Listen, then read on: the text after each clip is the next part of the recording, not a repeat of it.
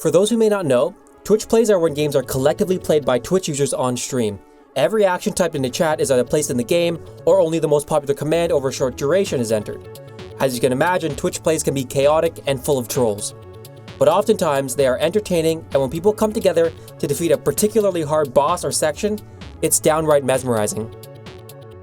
Before we begin, if this video gets 1,000 comments, we will set up a Twitch Plays to write an upcoming script that mysterious voiceover lady will read.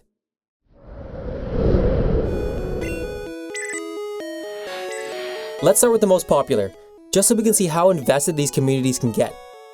TwitchPlaysPokemon was when 1.1 million players over 16 days played Pokemon Red from start to finish. It was what brought Twitch Plays into popular culture. But how do you collectively beat a game when there's a huge number of trolls trying to stop you at every turn? The answer? Google Docs. Pokemon Red had been out for years, so the community was able to build docs that were designed for each area. Take a look at this NASCAR strategy people had come up with as a battle with Giovanni from Team Rocket approached.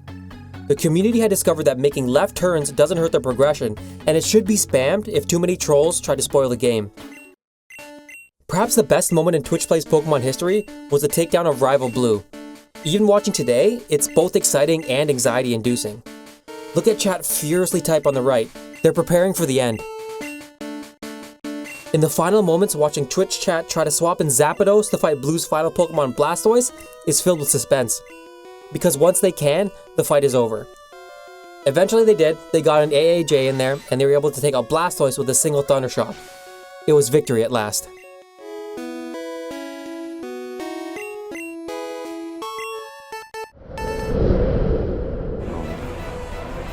Not in your state.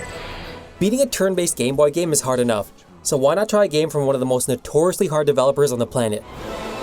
Dark Souls is a game that requires precise timing, so a new system would have to be created for this version of Twitch Plays. This time, each action would be preceded by a healthy pause where the action could be determined through a voting system. It makes watching a bit slow, but also for certain moments, absolutely nail-biting. About 706 deaths into the stream, Twitch chat was nearing the end of a fight with Ornstein and Sma. Chat had depleted their stamina, and the next blow from Sma would be fatal. Out of utter panic, chat spammed the command "just walk forward." The move narrowly missed Sma's attack and actually set up chat to deliver a fatal blow all their own.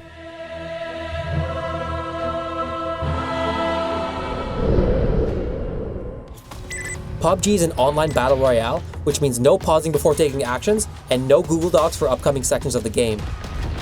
The stream was a mess and it often ended up walking right out of the safe zone, but the anarchy also made for miraculous dodging of enemy fire.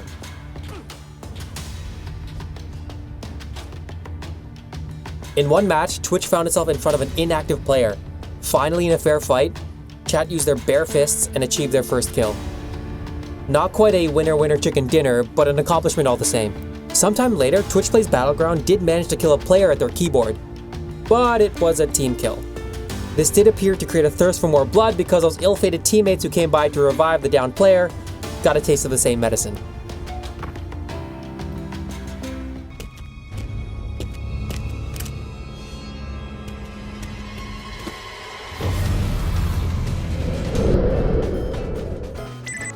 Twitch Plays are not only about video games.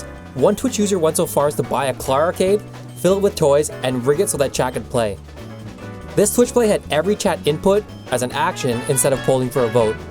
While the odds are stacked against you with these games in the first place, try aiming for a teddy bear with 150 other people sending in their own commands. But every once in a while, they'd get lucky and grab not one, but two prizes. Even Doritos wanted to get in on the action. They built their own version of this Twitch Plays Arcade for E3. Game releases are hard and can cost a lot of money.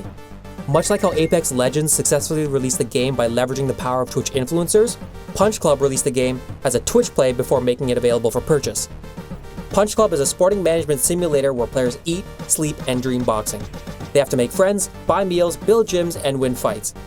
Once development completed on January 7, 2016, the developers started a Twitch play that promised to release the game once it was completed, or failing that, have it released 3 weeks later on the 25th.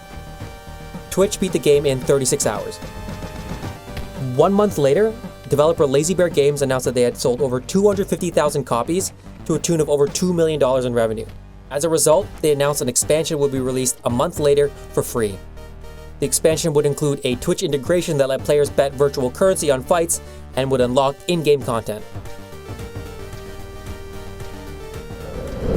Did you see the latest Nintendo newsletter? Whoa, nice graphics. I'd like to get After my watching the success of Twitch Plays Pokemon, Zach Gerlach thought to himself, I could do that. It's the Legend of Zelda and it's really rad. He thought The Legend of Zelda would be an appropriate step up from Pokemon, but knew it would require him to overcome a few hurdles. In Zach's modified version of Zelda, he removed the Star command, which had previously bogged down the Pokemon playthrough. He also programmed a workaround that allowed users to type in the name of an item to use it, which eliminated the need for a menu altogether. TwitchPlaysZelda had quite a bit of trouble early on. They got stuck facing Wall Masters, which are an enemy that drags you back to the beginning if you touch them. After 8 hours of failing to do so, Gerlach had to intervene by turning off enemy collisions for that section. While that was particularly painful, the stream turned itself around and beat the game just 2 days later. Again, we see the power of a community prevailing.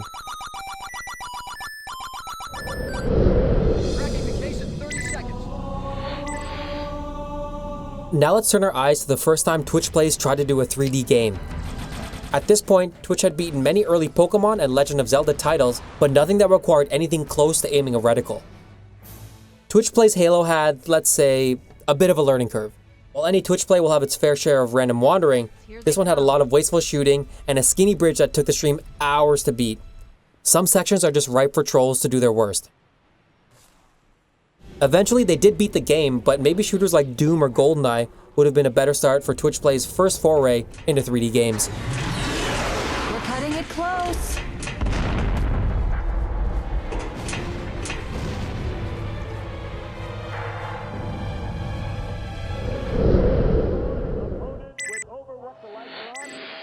Do you remember BattleBots, the show where robots battled each other for our entertainment on Comedy Central? In 2018, Other Lone Star made a BattleBots-inspired Twitch stream that connected two robots with hammers to Twitch chat. The robots were given their own health system that was displayed on stream, and their fights were over when the health bars were depleted. This was probably a better system for a single streamer with a limited budget, as opposed to the TV shows which had brand new robots being destroyed every game.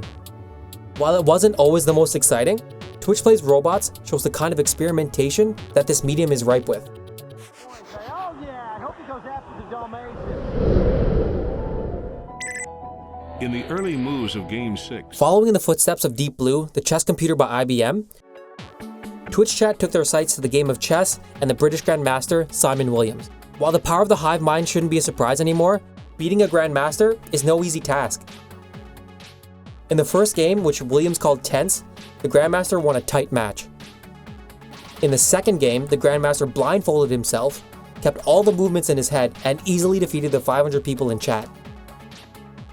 In the third and final game, chat finally came together to stay one step ahead of the Grandmaster, and they defeated him handily. By the end, Williams couldn't believe what he was seeing. Where do they appear from? These guys are like top chess players. Everybody, meet Grayson. Grayson is the beta fish that livestreamed Pokemon for far too long. Just like the original Twitch Plays Pokemon stream, Grayson developed his own subreddit, his own mythology, and his own fan art. While Fish Plays Pokemon was closer to a random number generator than a Twitch Plays, Grayson still managed to make progress in the game. It only took him a mere 135 hours to acquire his first Pokemon, a Charmander named AAAA BBK, and he did defeat his first opponent. A pretty good runtime, we'd say, for an animal that spent most of their time asleep. Twitch Plays is an interactive and weird world where new players will continue to innovate.